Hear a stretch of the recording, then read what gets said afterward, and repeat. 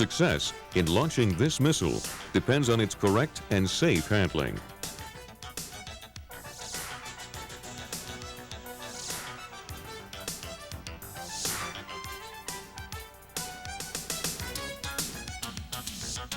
This program will look at the main components of the Harpoon missile system. Two types of missile canisters, grade B and thick wall. The launcher support structure. The support equipment required for on and off loading. And the handling evolution, from arrival of the canister in its shipping container at the pier, through receipt and inspection, hoisting, and loading onto the launcher itself.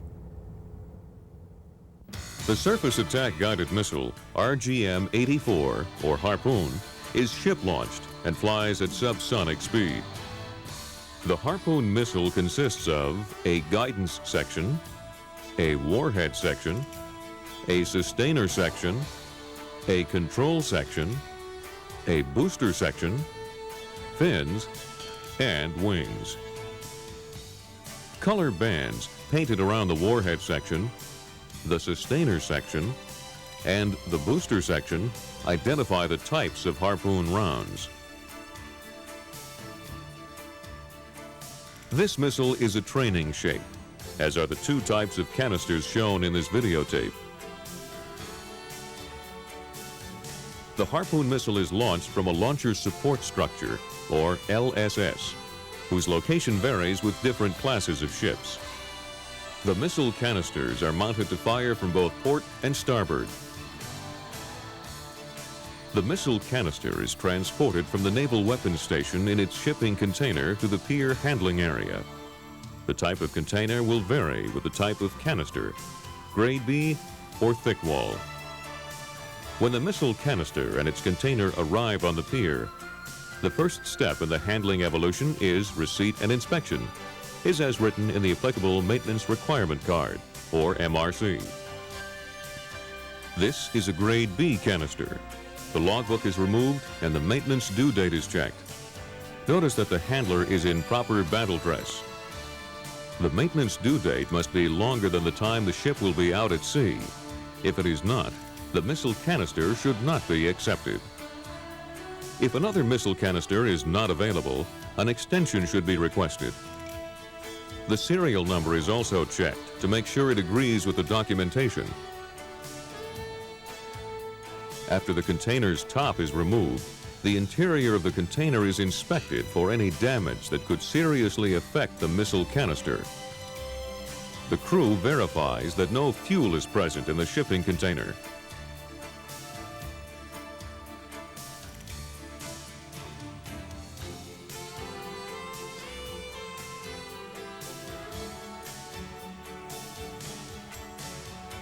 Next, they inspect the canister itself to verify that all the hardware has been installed. The end closure bolts are verified and the end closures inspected.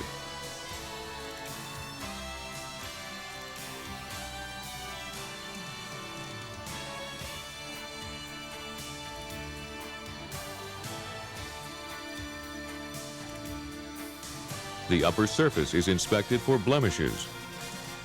Once the restraint straps are removed, the canister is ready to be lifted out of its shipping container.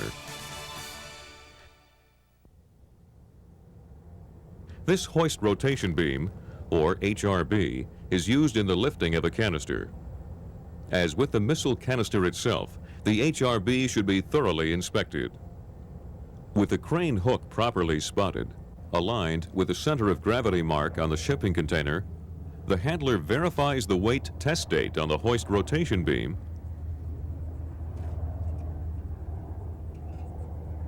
then checks the grip hoist, the cables,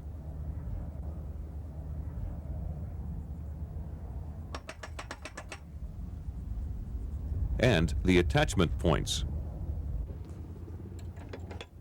4 tag lines are attached to the HRB, and they too are inspected.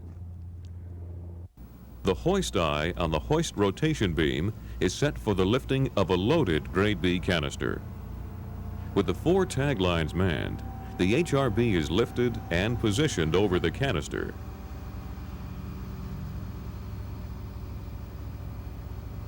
It is then lowered very carefully and guided onto two large pins extending from the canister.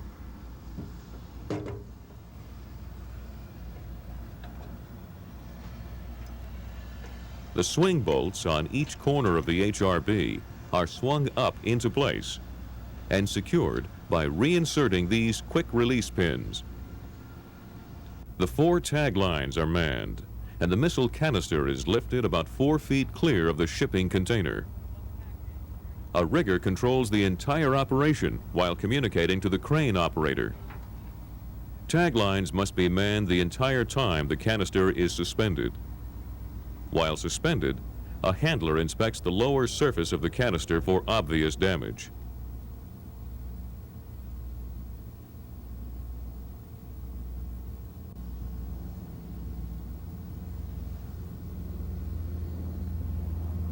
Then, checks the canister receptacles,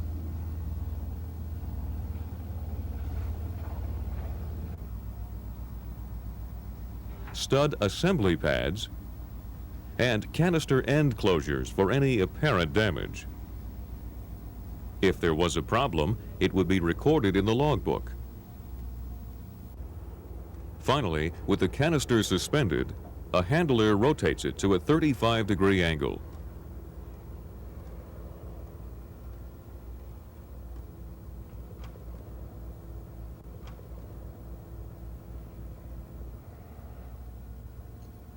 At this angle, the drain plug on the aft end of the canister is removed, and the handler performs a fuel leak inspection, as written in the applicable MRC. The Harpoon sustainer section contains 16.4 gallons of JP-10 fuel. Due to damage or seal deterioration, a fuel leak could occur. The fuel contains a blue dye to assist in leak detection. The plug is greased, reinserted, and the canister is ready to be hoisted to the launcher support structure on the ship. Prior to hoisting the canister, the launcher would have been prepared by securing the electrical power, the surrounding area cleared of extraneous material, the clamp frame assemblies and tools set out, and the shear pins greased, as written in the applicable MRC.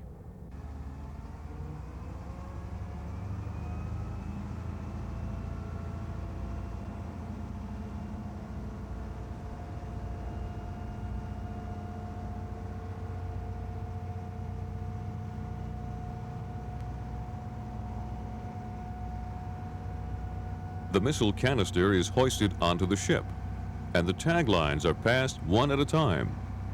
The missile canister is placed just above the launcher support structure. After verifying that it is parallel to the launcher, the crew guides the canister down onto the launcher shear pins. Once in place, the swing bolts are rotated into position and torqued down to 62 to 75 foot-pounds. The personnel used in this handling evolution should be kept to a minimum. They should use caution when working close to the edge of the ship, on the launcher, or on a ladder. Once in place, the crew verifies that the stray voltage checks have been performed. The control and ignition cables cannot be connected to the missile canister until these checks have been performed. Control and ignition cables are then installed between the LRA, launcher relay assembly, and the missile canister. Then a bit or built-in test is performed. A successful bit leads to the beginning of the evolution to stack a second missile canister on this launcher. The crane hook is removed from the hoist rotation beam. The crane hook is lowered to the deck so that the hoisting clamp frame sling can be attached. This hoisting clamp frame sling is used to lift the intermediate clamp frame assemblies to the launcher. Like the other equipment used in the loading evolution, the Mark 129 hoisting clamp frame sling should be thoroughly inspected before use.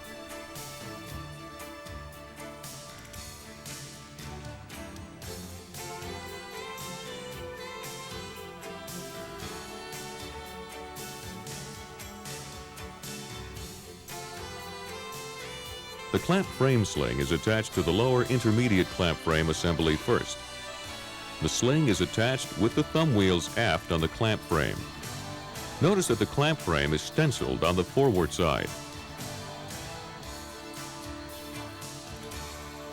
With the tag lines manned, the lower intermediate clamp frame assembly is lifted and positioned on the lower assembly, a permanent part of the launcher.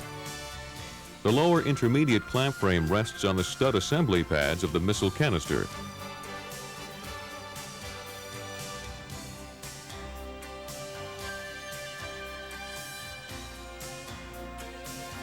The swing bolts are positioned, tightened, then torqued to 62 to 75 foot-pounds.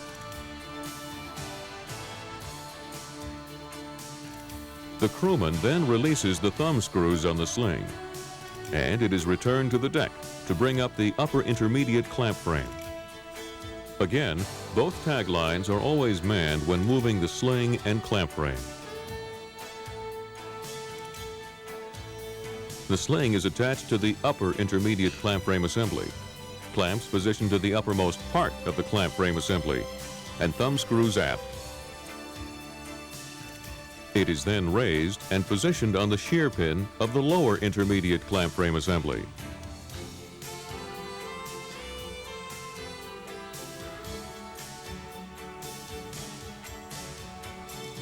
As before, the swing bolts are positioned, tightened, and torqued to 62 to 75 foot-pounds. The thumb screws are loosened and the hoisting clamp frame sling is returned to the deck. The launcher support system is now ready to have an upper missile canister attached. The crane hook is attached to the hoist rotation beam. The HRB swing bolts are released. And the HRB is moved to the pier where the next missile canister is attached. The upper missile canister is hoisted above the lower missile canister, then aligned on these shear pins and placed down on the clamp frame. The swing bolts are positioned, tightened, then torqued to 62 to 75 foot-pounds. As with the lower missile canister, a stray voltage check should be done, the cables connected, and a bit completed. The crane hook has been returned to the deck, where the hoisting clamp frame sling is hooked to the upper clamp frame assembly.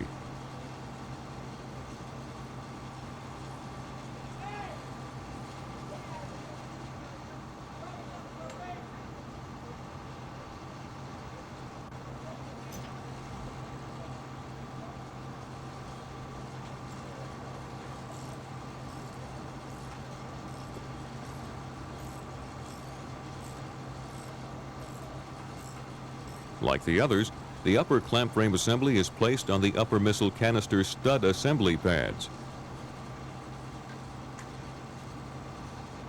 The swing bolts rotated into position, tightened, and torqued to 62 to 75 foot-pounds. With the removal of the hoist rotation beam, the loading evolution of 2 Grade B canisters aboard this ship is completed.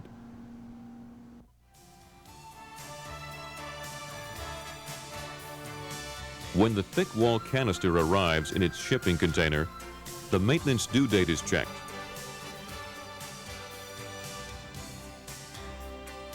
And serial number confirmed.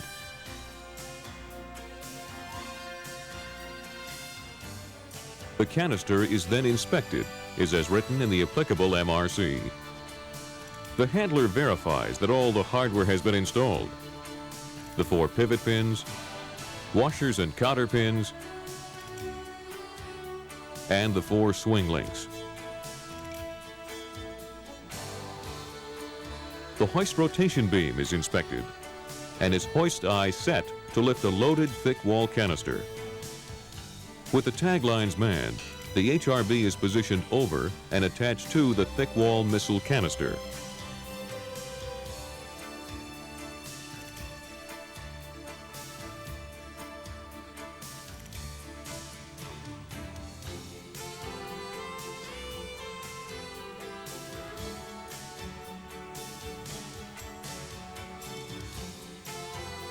As with a Grade B canister, it is lifted out of the container. The lower surface inspected.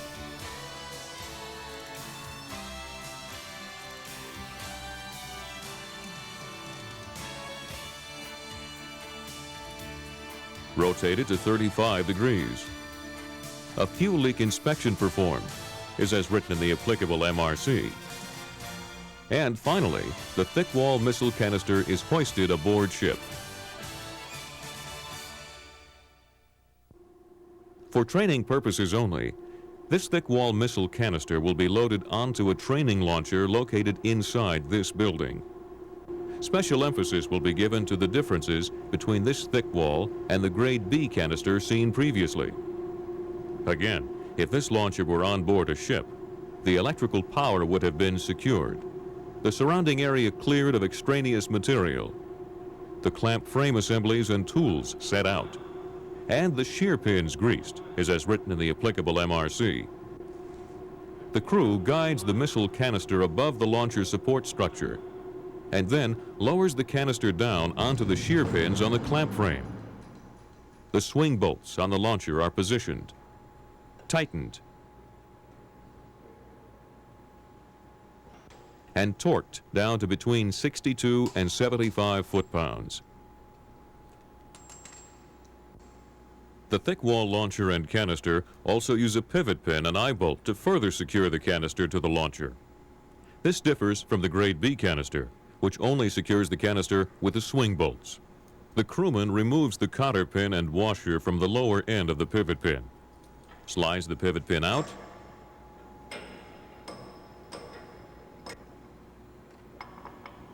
pushes the eye bolt up into the canister stacking frame, slides the pivot pin back in, and replaces the washer and cotter pin, spreading the cotter pin to a 45-degree angle.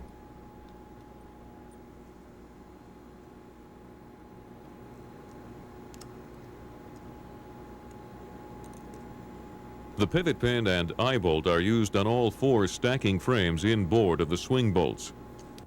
As with a Grade B canister, the control and ignition cables cannot be connected until a stray voltage check is performed.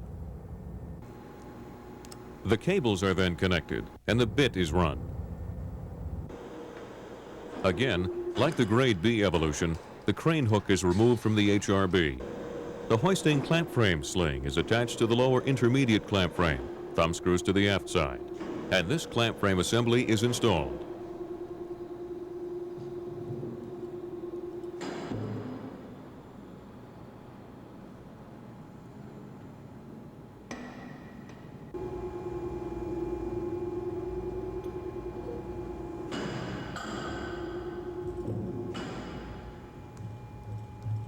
After the upper intermediate clamp frame assembly is installed, the upper thick wall missile canister is ready to be loaded.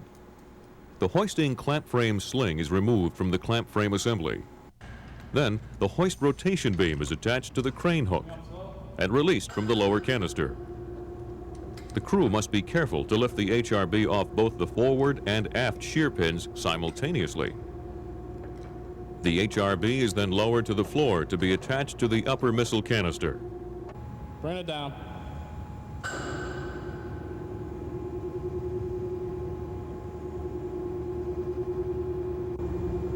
Check your pin alignment.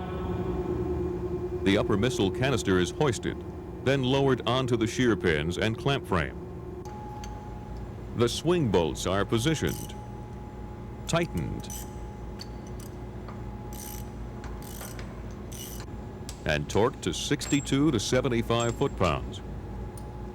The crewman removes the cotter pin and washer from the lower end of the pivot pin, slides the pivot pin partially out, pushes the swing link into position, slides the pivot pin back in, and replaces the washer and cotter pin, spreading the cotter pin to a 45-degree angle.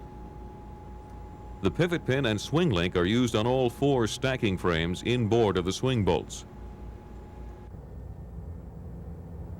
As before, a stray voltage check would be performed, the cables connected, and a bit run.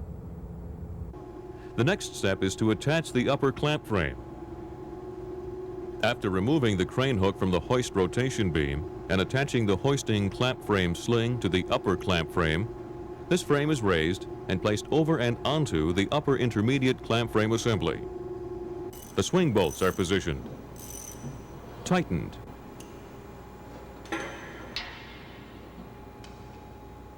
and torque to 62 to 75 foot-pounds. The offloading procedures for either the Grade B canister or thick wall is the reverse of the evolutions just shown. Following the correct evolutionary procedures is important, and safety precautions are critical when handling live ordnance. Together, they ensure that these missile canisters will fulfill their given mission.